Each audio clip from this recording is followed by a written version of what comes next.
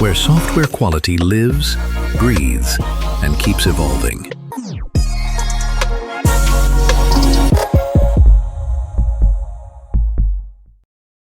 Welcome back to the Quality Beat. Today, we're diving headfirst into AI in software testing because nothing says future of quality assurance like handing over your bugs to a clever algorithm and hoping it doesn't throw a tantrum.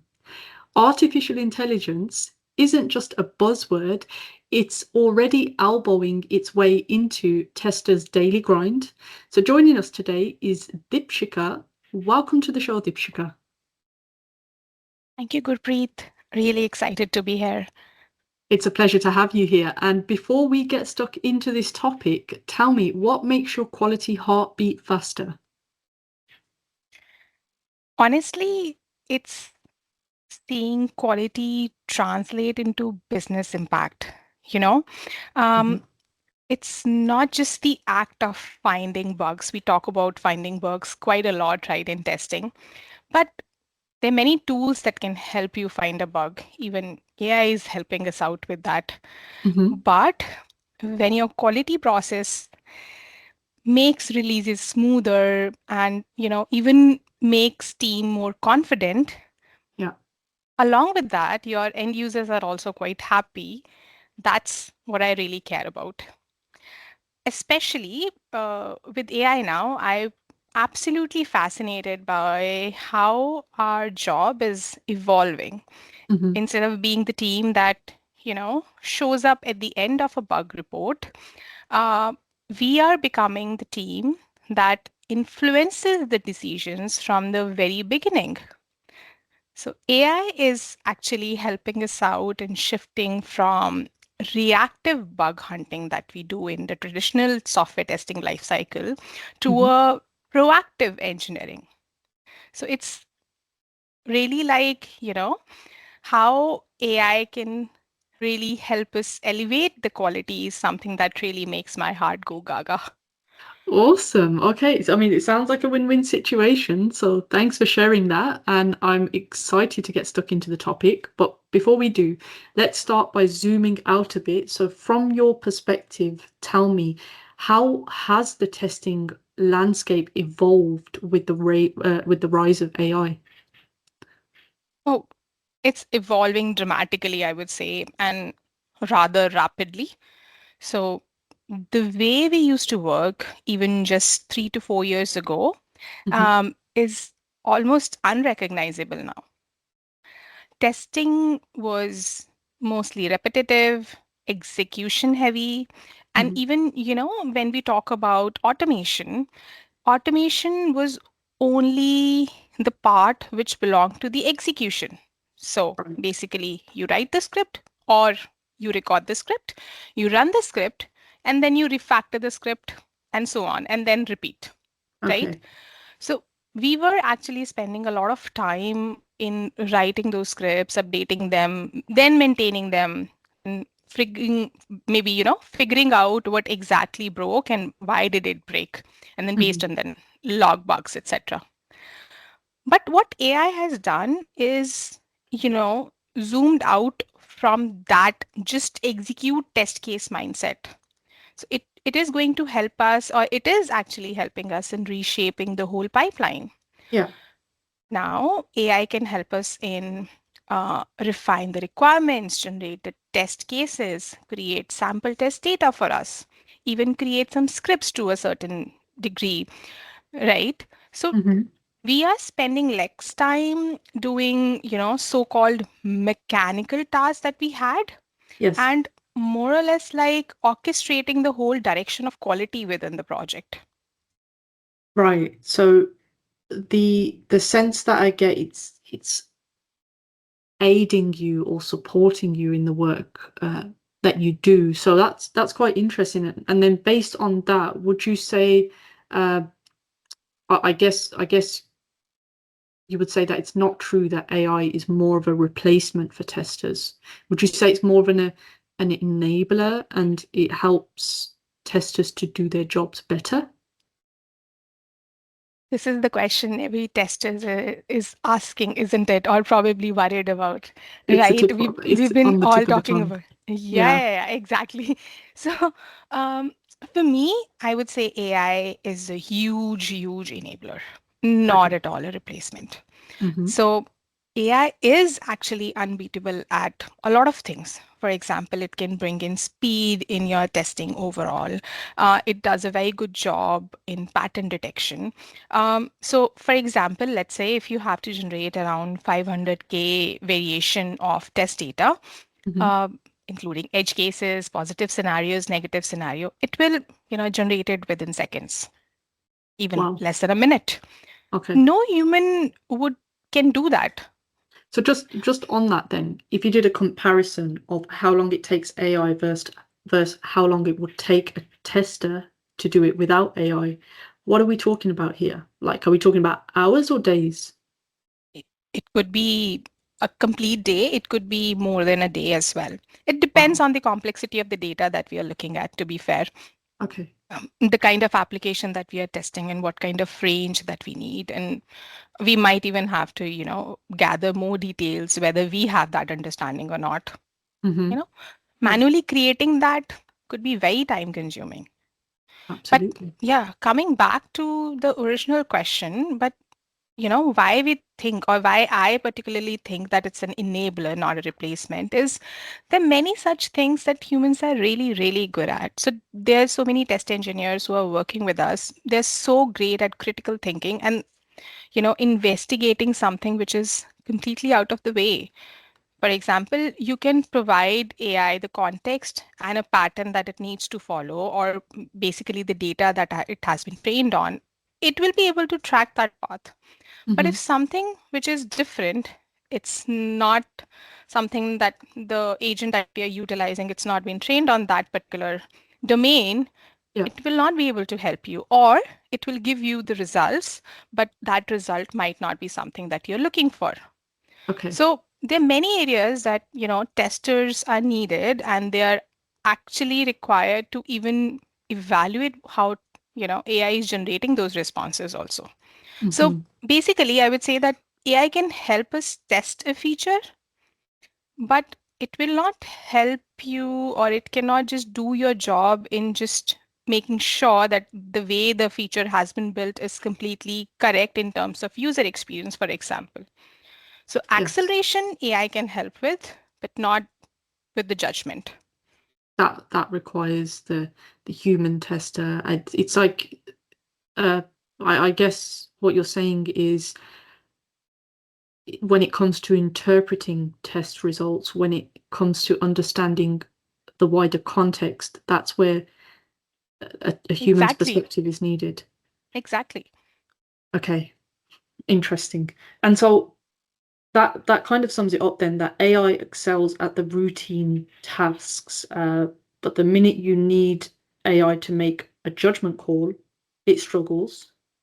So with that in mind, what we're saying is a tester's day-to-day work, right? Anything that's routine oriented can be done via AI, but everything that comes after that, in terms of the reasoning and the critical thinking side of things, that's where the human is required. Most definitely. And also, like I said, we need people to even review what AI has given you Hmm. as a result, right? So it's very important to really see whether it is aligned to what you're expecting.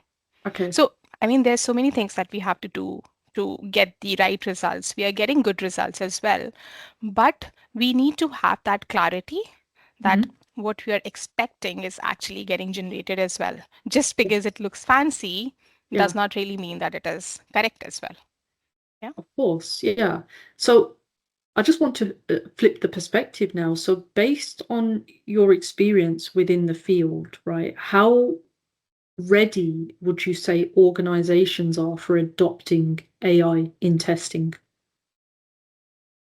Mm, honestly, it varies a lot. So Hmm. we have worked with different customers.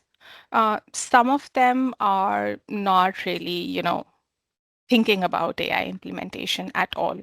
Okay. So they, of course, are not evaluating whether they have the correct data, etc., because that's not what their intentions are.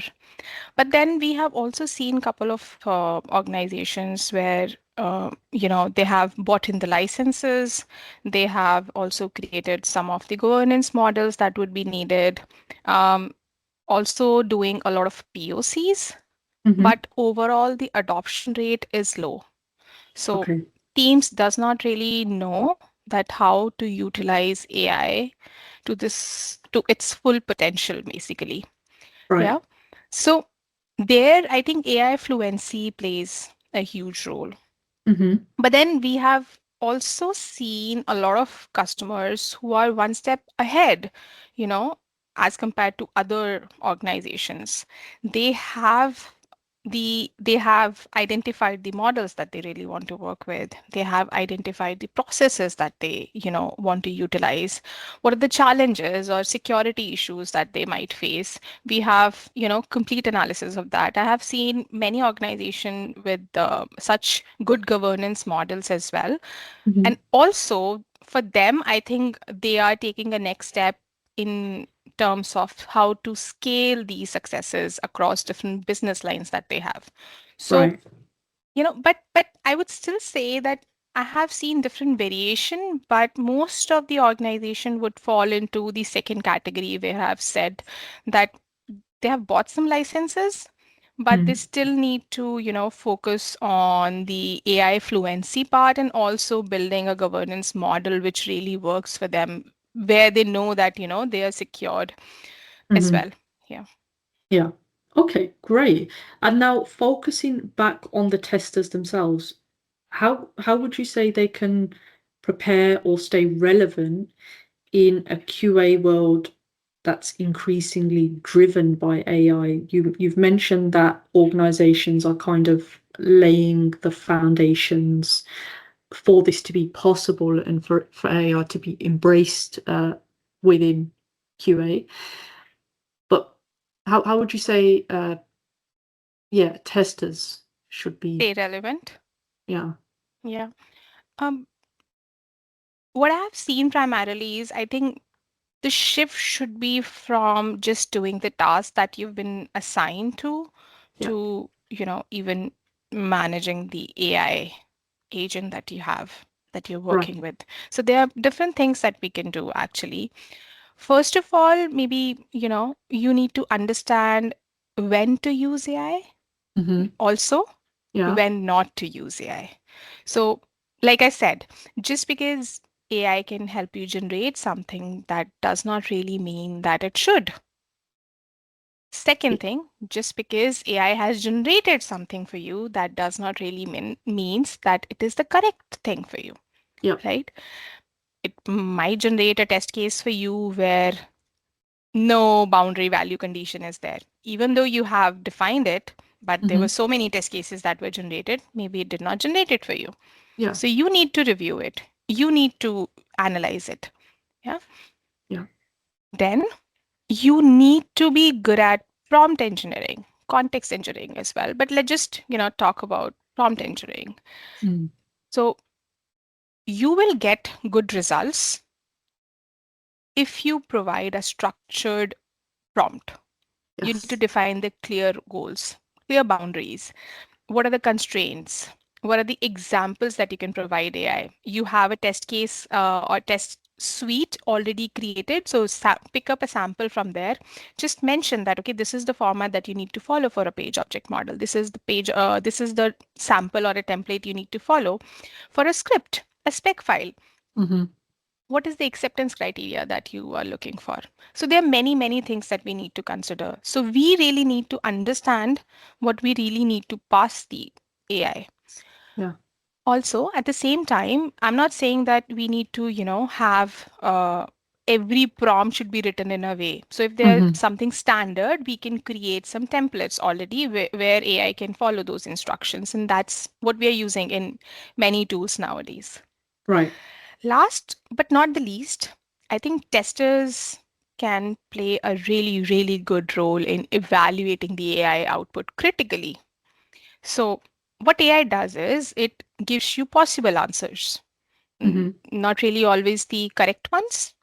So a tester, becomes that person that calls out whether AI is wrong or Yes. whether AI has a lot of security concerns, whether AI is not complying to some standards that you need to comply with, whether AI is generating too much data. There can be a list of security related issues that we can talk about, Gurpreet, here. So, I Yeah. mean, I think you get the gist that there's so many things that we really need to analyze in terms of AI powered chatbots. I mean, every organization has now built in integrated that chatbot in their application. So we need to really see whether it is Yeah. helping them out or actually putting up them for any issues later on in terms of, customer related queries or anything. Yeah. Yeah. Very, very good points you mentioned. I completely agree, especially with the prompt engineering side of things, right? It what I really like about prompt engineering, it forces you to think clearly. And as humans, we don't realize how much knowledge we've got embedded within us, right? That we don't explicitly state. And for AI, you literally have to spell it out, right? And make sure that the key criteria is there, and actually making sure you've you've clearly stated what the outcome should be, for example, and yeah, defining the problem statement.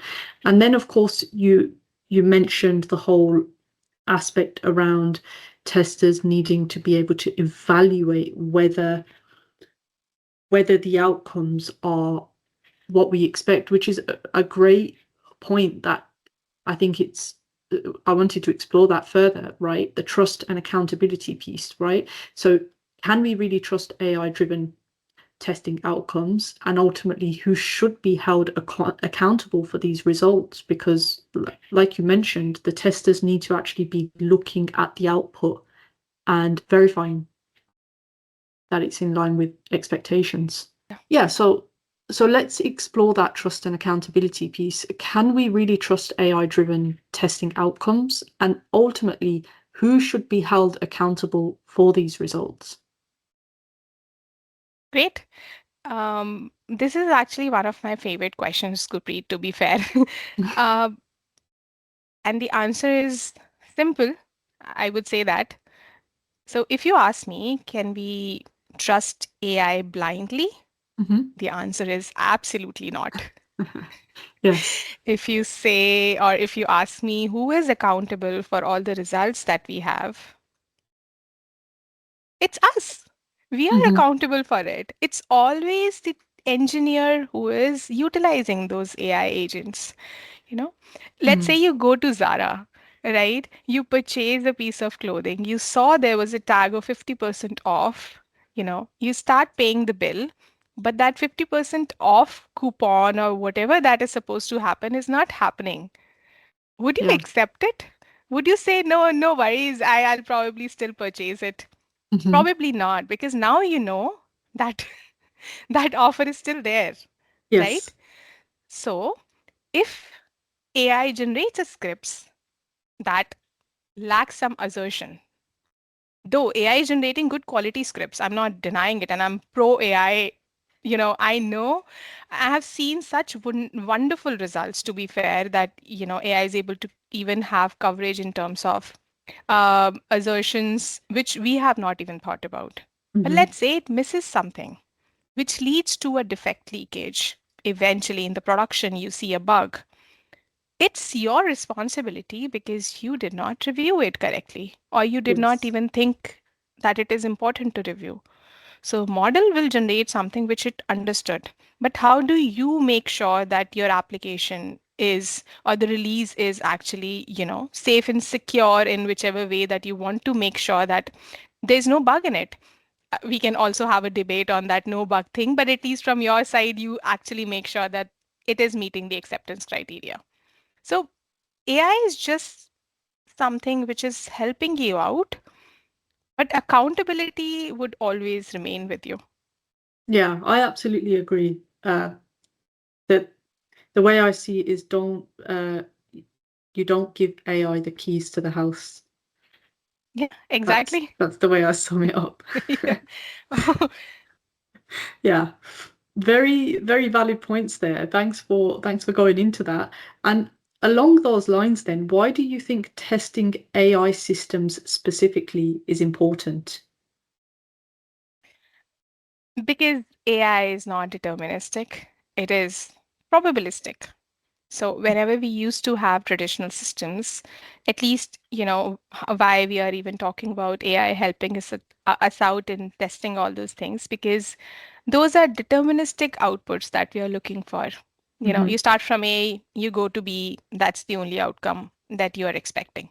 Yes. AI system, you may start from A, the output could be B or C, Hmm. or maybe something completely random depending on the context that we have provided. So True. in testing, we need to shift our focus from verifying outputs, just the outputs, to evaluating how the agent is reasoning, Yes. whatever the decision boundaries are there, right? What are the Hmm. safety aspects that has been considered? Going deeper into that, whether the response is appropriate, it is consistent to, in different ways you ask the same question and see that, okay, it is consistent. Then you also need to see whether there are some hallucination patterns, let's say. Yeah. Whether, or let's say if you have a specific domain, whether Hmm. it gives you responses in alignment to that. So whether you have high risk scenarios or low risk scenarios, I absolutely feel that, you need that human in the loop oversighting the overall testing just to see that AI is behaving the way you really want it to. Absolutely. And you mentioned hallucinations there, right? So I come across this term often, AI hallucinations, but just for the audience, I was just wondering if you could explain what that is and how AI hallucinations affect quality engineering in practice. So basically, it's like a child, who is super Uh, confident in itself, yeah, and it will just spurt out any random thing and then make sure that it shows your confidence. It shows its confidence, you know. right. So it's Oh, like a false where? positive. Yes, of course. Yeah. What's the capital of France? I know for sure it's Delhi. Yeah. If you don't know and if you're not eager to know, then of course you think that it is going to be Delhi. Yeah. Yeah. But hallucination, Gurpreet, it can be one of the biggest risks as well, depending on how well you know what you're doing. So, Hmm. as testers, we should know what exactly that we really want to do with AI. Because, like I said, the responses are going to be convincingly correct. It is going to be very pretty. The code is going to look very nice. It will follow maybe all the best practices you Hmm. might not even have thought about. So, what we have seen, for example, with respect to hallucinations, sometimes when we don't provide, a detailed context, or let's say if we have provided context which is too big or too small, we have seen that there are a lot of incorrect assumptions that AI has made for us. Hmm. Um, Test cases, if you're generating using AI, then it might, create a feature or add a feature which does not even exist because it sounds nice, or maybe Yes. it is nice, but whether it is aligned to my requirement or not, I should be the better judge of that, right? I see. There could be some data related issues. We have also seen, so we have a, accelerator where we are generating a lot of data. I was giving an example of it earlier as well, right? it Yes. just it just broke the relational rules up and down Yeah. without even thinking like what we are actually telling the accelerator to do. Initially, in the first initial few steps, we have seen AI doing a lot of things. We have come a long way, Hmm. but I There's still still a long feel way. this happens every now and then. Absolutely. Yeah. There's still a long way to go. And and so we've explored AI, we've explored it from the tester's perspective as well. And what I want to do now is shift focus slightly more towards the business side, right?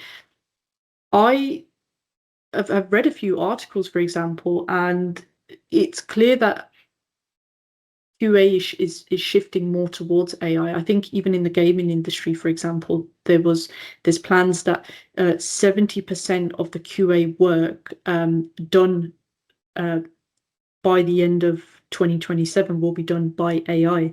So I'm curious from your perspective, how do we measure success here, right? Is AI in testing just hype? Is it actually delivering real business value? And yeah, how, if it is? So it is for sure delivering business value when it is used correctly. Mm-hmm. Let me give you some examples that what we have seen so far. We have done some POCs with different domain-specific customers. We have also helped some customer with respect to scaling and doing some pilots within one verticals. Mm-hmm. Um, for example, that in one of the recent POC that we did for a retail customer, we even saw that 90% of the test cases were generated accurately based on the context that we have provided.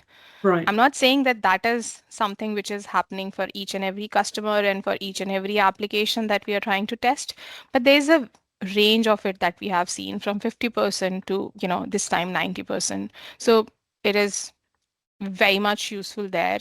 Mm-hmm. We could also see that we could reach 95% coverage for those test cases that we have generated automatically. We just spent like 2, 3 hours in reviewing those test cases. That's all.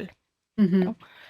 Overall, we have also seen around 30 to 40% faster script creation Okay. and even 60 to 70% reduction in the test cycle time. Like, for example, if we use AI to analyze the application code changes that we are making based on any new user story, and then just executing the test cases which are impacted by those changes and not really, blindly executing a complete regression cycle where it is not really needed. Yes. Yeah. So there are many, many areas that, we are actually seeing the value, Mm-hmm. right? So, but at the same time, I would also like to highlight that one of the most important thing here would be where you set a standard in terms of, you want to achieve some ROI, is the value only will show up if you fix the basics. So it's Yes. your automation framework is messy. There's a lot of hard-coded data, or the documentation is also all over the place. AI will struggle. It will give you, garbage in, garbage out is very famous Yeah. thing in terms of AI. So yes, that's how it is going to happen. And then you might see that there's no business value. You Of might say course. that it's useless. Yeah. So the step should be to fix the foundation, Yes. then do some POC, what all the areas that you really want to try and what are the pain areas where you think that AI would fit well first. Then think about scaling it. And after that, you will see the ROI, more or Yeah. less. Yeah.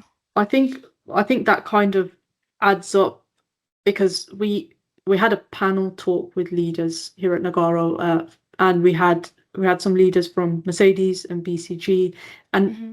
in that talk it was mentioned that consistent ROI was showing up, but what was needed was good data and repetitive decisions. So the consistent Correct. ROI is dependent on that, and it makes total sense, right? But there was three key areas that stood out here. So test impact analysis. So like you mentioned earlier, cutting regression testing cycles, um, defect triage, so shortened mean time to resolution, and then the test case generation, which you've mentioned, the amount of time it saves. You can what a tester, for example, would do in a day and how long it takes AI to actually do that, right? Um, Right. and from a business leader perspective, right? How do they typically measure the success of AI solutions? I know you've mentioned ROI. Hmm. Is there anything else they look at here? So I would say, like, if you talk to a CTO or a CXO, for example, they are not Mhm. really caring about the number of test cases that we have generated. Yes. That's project specific goals. Hmm. All they care about is business outcomes. So when we try to measure it during our pilots or overall, we try to measure two, three things.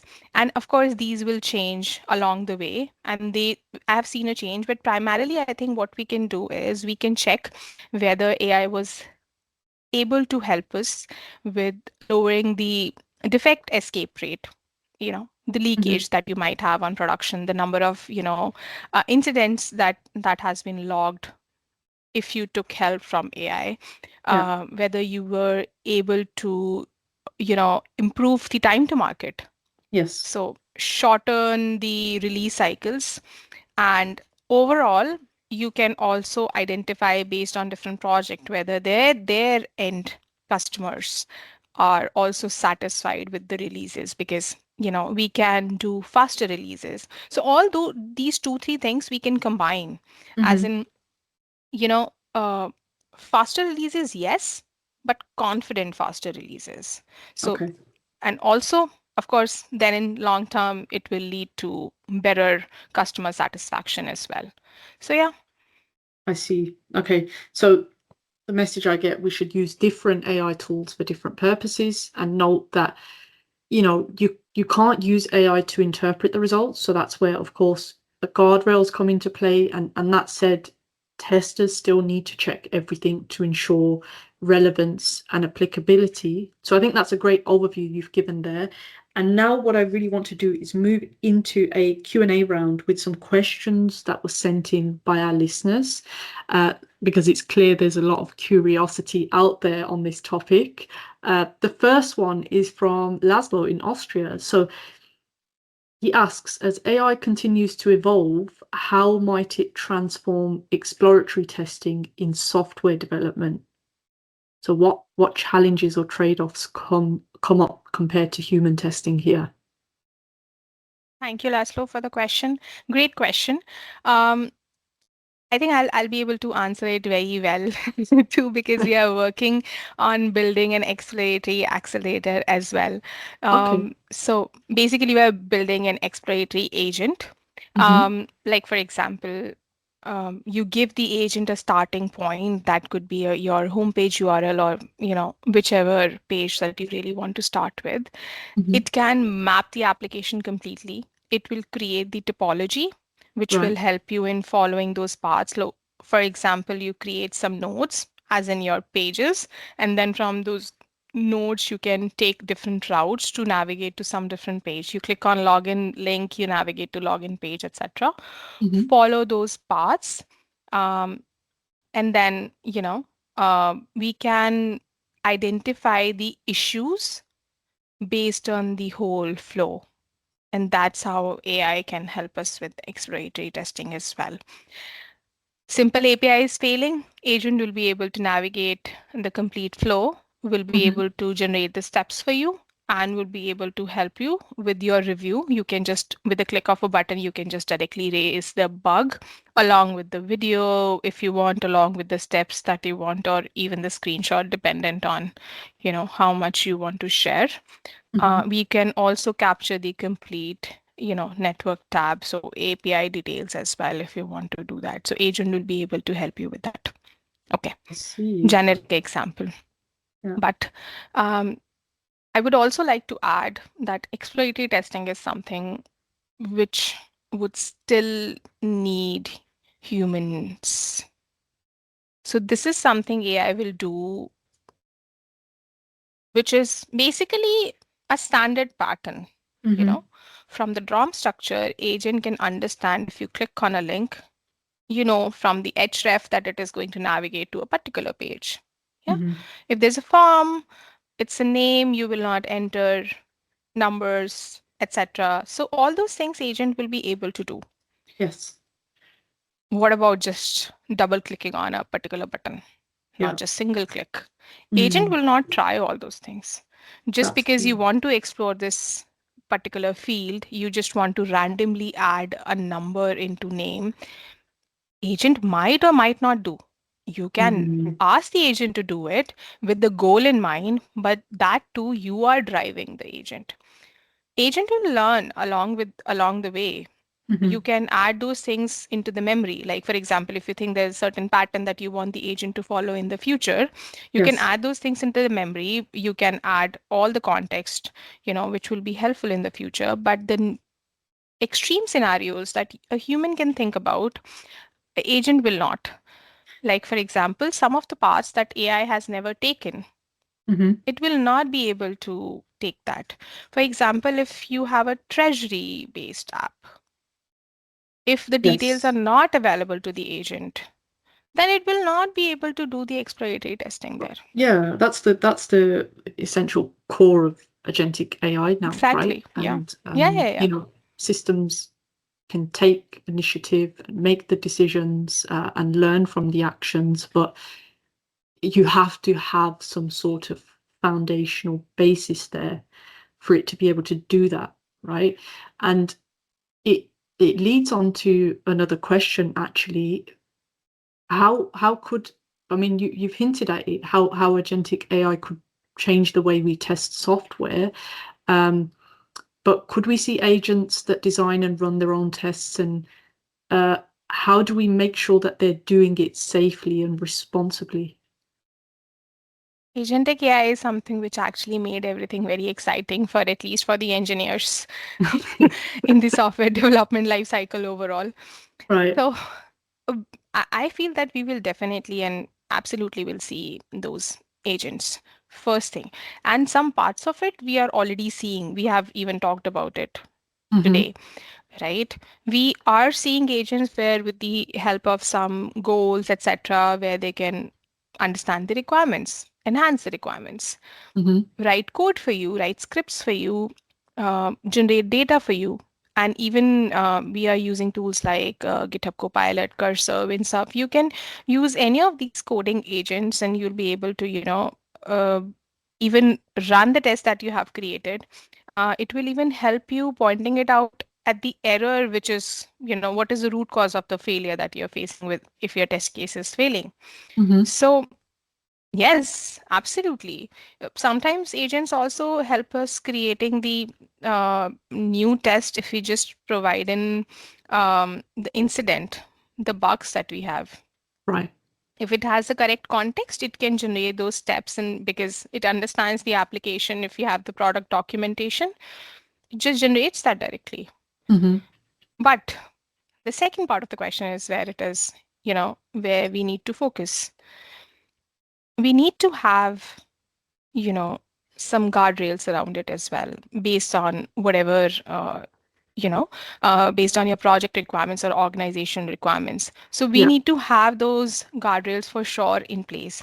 So whatever actions that you want to whitelist, you need to do that. Whatever access restrictions that you need to do in terms of agent accessing certain areas, you need to make sure. Mm-hmm. Also, like we've been talking about it as well, that we need to take the ownership. There could be some areas where you need to not commit your code unless the engineer actually gives the sign off, review it, accept the changes, Yes. probably execute, see the report, check all the assertions are in place, and then only you commit the code. Before that, you don't really raise the PR. Agent can help you raise the PR, but this Mm-hmm. is like we talked about. AI can do this for you, but should it do it for you or not? It's your Yes. decision. Yeah. Yeah. So autonomy, like we have talked about, is great, but not really without, setting those boundaries. So Yeah. we need to take that control. We need to have the guardrails and, like I Yeah. said, not giving it the keys to the house. Yeah. I Okay. actually love that example. Great points. So here's another question then. Also from Austria, actually. How can AI strengthen security and performance testing, and where do we still need human judgment to fill in the gaps? Good question again. So we are seeing AI helping us in almost all the areas in terms of testing, Hmm. right? So, like, there are different ways that we can utilize it, but let me just take a couple of examples. So, let's say in terms of security, AI can help you scan the entire dependency graph within seconds. You might take Hmm. some time. you know. It can also look for some of the patterns based on the historical exploitation. As simple as, let's not talk about even security testing overall. You can have a dependency bot within your Git, which can actually point to the code that you have written, which can lead to some security concerns. Right. So it can help us identify a lot of things, Mhm. actually expedite and give us more confidence. Not just that, it can also help you generate a lot of data in terms of what kind of malicious inputs that you want to try when you're doing security testing, right? So we have tried with varied range of data, uh, f- which we can utilize in fuzz testing, for example. Mhm. So yeah, there are many use cases in security. And like for example, in performance, I think one of the very good use case would be, there's so many lengthy logs that we have to, go through. Yes. AI really works well in log analysis. Mhm.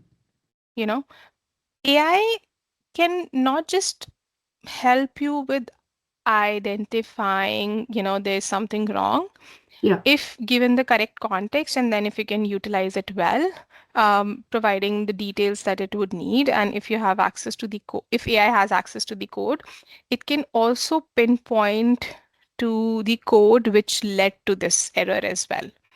Ah, So, okay. we can Yeah. utilize AI in a lot of ways. I'm not saying that it is doing 100% correct analysis all the time, but it is helping us out in many, many ways.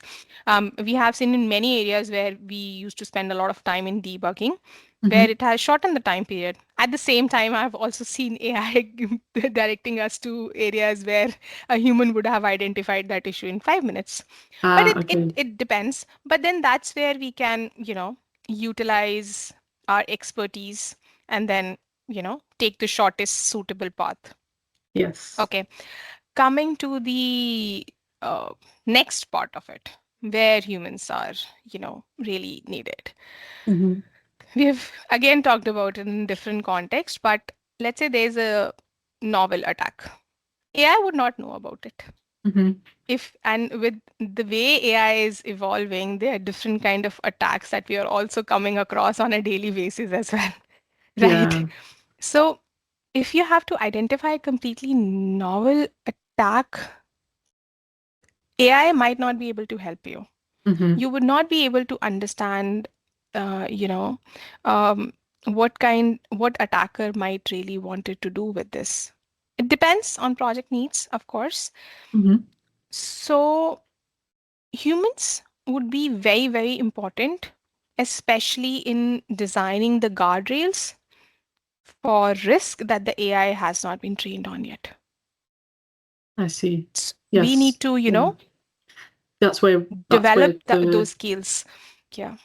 our our knowledge base or our understanding of the wider context comes into play again. Yeah, for sure. And also, there's so many decisions that you really need to make. Okay, Mhm. the performance of a particular page is, few milliseconds here and there. Yeah. Yeah. But is it going to be too bad for your application, or is it perfectly acceptable because you're overloaded with some other work, or you can deprioritize it? Mhm. AI might not be able to give you those results. Yes. You Yes. need to make those decisions. So there's so many ways that, or so many areas that we really need to own this and lead AI. Yeah, and I think we should. Absolutely. Thanks so much for sharing your perspectives and insights on this today. It's been fantastic having you on the podcast, Deepshikha. Thank you, Gurpreet. It's been an amazing discussion. I would end it on a note from my side, at least, that AI is transforming overall the quality engineering in many, many ways that, that are exciting, challenging, and honestly for me, also fun to experiment with. So Mhm. I hope everyone who is listening would be really, would try something new with AI, and I hope they get excited while working on it. So yeah, I'm really happy to, have this chat with you. Absolutely. No, certainly. I think we do have exciting times ahead. It's going to be interesting to see how it how it all evolves. So thank you. And to summarize then, AI in testing isn't about robots replacing us, it's about working smarter and keeping one eyebrow raised. So thanks for tuning in to the Quality Beat. Stay tuned as we'll be switching gears and discussing enterprise end-to-end shift testing. Until next time, test hard, question more, and keep an eye on AI's next moves.